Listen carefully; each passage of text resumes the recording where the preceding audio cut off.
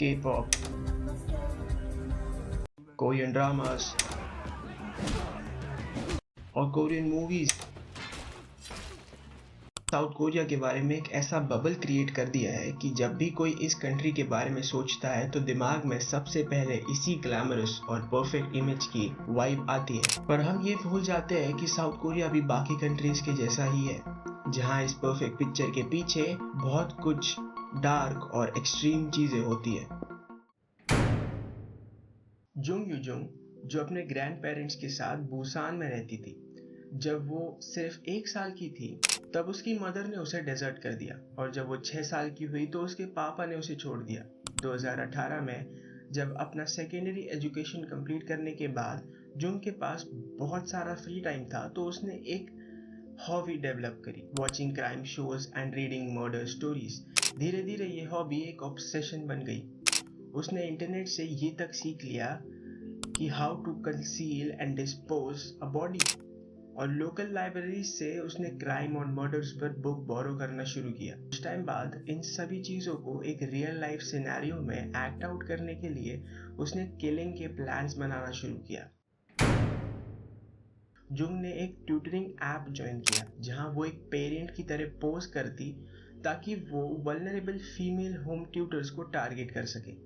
मई 2023 आते आते उसने एक 9th ग्रेड स्टूडेंट की मदर बनकर 54 ट्यूटर्स को अप्रोच किया और लेट मई 2023 में उसे अपनी पहली विलिंग ट्यूटर मिली, एक 26 साल की फ्रीलांस वर्कर और यूनिवर्सिटी स्टूडेंट जो बुसान के साउथ ईस्टर्न एरिया में रहती थी। जुंग ने उस फीमेल ट्यूटर को कांटेक्ट किया और वो होम लेसन्स के लिए अग्री हो गई। अब यहाँ से जुंग का दिमाग चलना शुरू हुआ। उसने एक ऑनलाइन सेलर से एक स्कूल यूनिफॉर्म खरीदी।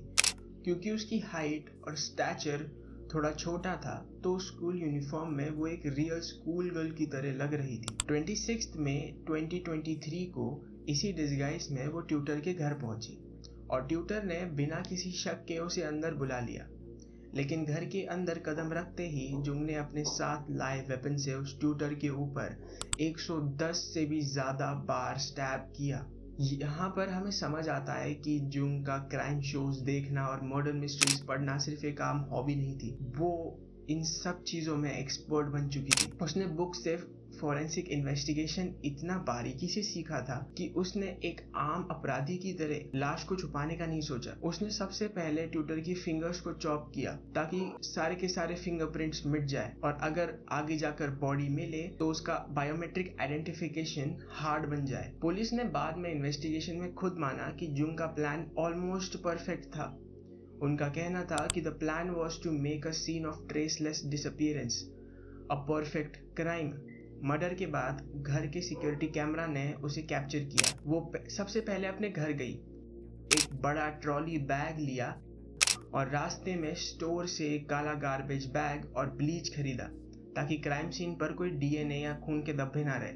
वापस आकर उसने बॉडी को डिसमेंबर किया, सूटकेस में पैक किया और विक्टिम के कपड़े बदले और एक टैक्सी लेकर सूटकेस को यांगसेंग में नाकडोंग रिवर के पास एक सुनसान जंगल में डंप कर दिया। जुंग ने डिसमेंबर्ड बॉडी वाले सूटकेस को डंप करने के लिए जो टैक्सी ली थी, उस टैक्सी ड्राइवर ने कुछ नोटिस किया। The suitcase was blood soaked. Suitcase में से खून रिस रहा था। जुंग के उतरने के बाद उस टैक्सी ड्राइवर ने बिना वक्त गवाए तुरंत ही पुलिस को इन्फॉर्म कर दिया। इन्फॉर्मेंट की लोकेशन पर पुलिस ने इमीडिएटली एक्शन लिया और इन्वेस्टिगेशन स्टार्ट की और पुलिस ने सरप्राइजिंगली फास्ट उस सूटकेस को लोकेट भी कर लिया। 27 मई 2023 को पुलिस ने जुंग को अरेस्ट कर लिया और जब उसके घर की तलाशी ली गई तो वहां से वही ब्लड स्टेन क्लोथ्स और बचे हुए चॉप्ड ऑफ बॉडी पार्ट्स मिले। सबसे क्रेजी बात, अरेस्ट होने के बाद जुंग ने ना तो कोई रिमोर्स ना तो कोई पछतावा शो किया और यहाँ तक कि उसने अपने इन्वॉल्वमेंट से डिनाई भी नहीं किया। लेकिन खुद को बचाने के लिए उसने कुछ झूठी कहानियां बनाना शुरू जरूर कर दिया था। इनिशियली उसने पुलिस को एक अजीब सा रीजन दिया। उसने कहा कि उसे सूटकेस रास्ते में मिला था और वो उसे घर ले आई। जब पुलिस ने इस पे सवाल उठाया तो उसने तुरंत अपना स्टेटमेंट बदल दिया। उसने कहा कि उसके और ट्यूटर के बीच में कोई बहस हो गई थी एंड एक्सीडेंटली गलती से उसने ट्यूटर को जान से मार दिया। जूंग की इन बातों में इतनी सारी इरेगुलरिटीज और गैप्स थे, पुलिस ने जरा भी इन बातों पर विश्वास नहीं किया। अपने फैमिली की रिक्वेस्ट पर और पुलिस के प्रेशर से जुंग टूट गई। उसने अपनी सारी गलतियां एक्सेप्ट की और एक फुल फ्लेजेड कॉन्फेशन दिया। इसके बाद 2 जून 2023 को जुंग को मीडिया के सामने लाया गया, जहां उसने एक पब्लिक अपॉलॉजी इश्यू करी और कहा कि she was really sorry for the victims family. 14 जुलाई 2023 को बुसान डिस्ट्रिक्ट कोर्ट में जुंग का पहला ट्रायल शुरू हुआ। कोर्ट के सामने उसका मोटिव रखा गया, फैमिली इश्यूज, फैमिली की तरफ हेटरेट, लोनलीनेस और एग्जाम में फेल होने का फ्रस्ट्रेशन। उसने दावा किया कि उसके हेलुसिनेशंस और मेंटल हेल्थ इश्यूज की वजह से उसने ये सब किया। कोर्ट के पास उसके खिलाफ बहुत सॉलिड प्रूफ्स भी थे।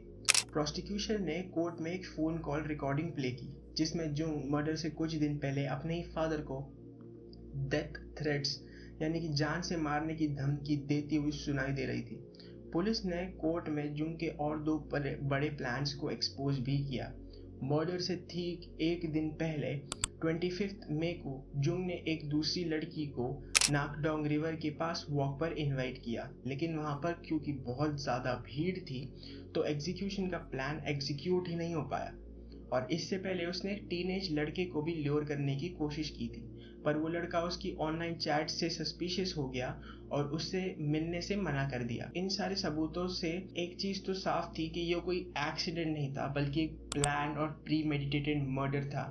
कोर्ट में उसकी मेंटल हेल्थ वाली अपील को भी रिजेक्ट कर दिया और उसे लाइफ इम्प्रिजनमेंट यानी कि उम्र कैद की सजा और 30 साल तक लोकेशन ट्रैकिंग डिवाइस पहनने का भी ऑर्डर दिया। नवंबर 24, 2023 the court issued a verdict of guilty of homicide। जज ने एक साफ रूलिंग दी कि इस किलिंग में कोई मेंटल हेल्थ इश्यूज या मेंटल इलनेस इन्वॉल्व नहीं थी, बल्कि ये एक हाईली कैलकुलेटेड और वेल प्लान्ड एक्ट था। प्रोसिक्यूशन और पब्लिक एक्सपेक्ट कर रही थी कि उसे डेथ पेनल्टी की सजा मिलेगी, लेकिन यहाँ आता है साउथ कोरिया के जुडिशियल सिस्टम का सबसे बड़ा लूप होल।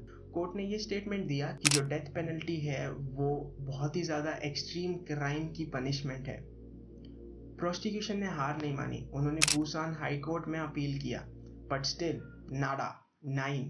सुप्रीम कोर्ट भी इस प्ली को डिनाई करता हुआ दिखा। जुंग के इस एक्ट ने पूरी कोरियन सोसाइटी में एक अजीब सा डर पैदा कर दिया है, एक ऐसा खौफ कि आज की डेट में कोई भी कहीं भी बिना किसी वजह के विक्टिम बन सकता है। सबसे क्रेजी बात, शी शोड नो रिमोर्स या टेंशन।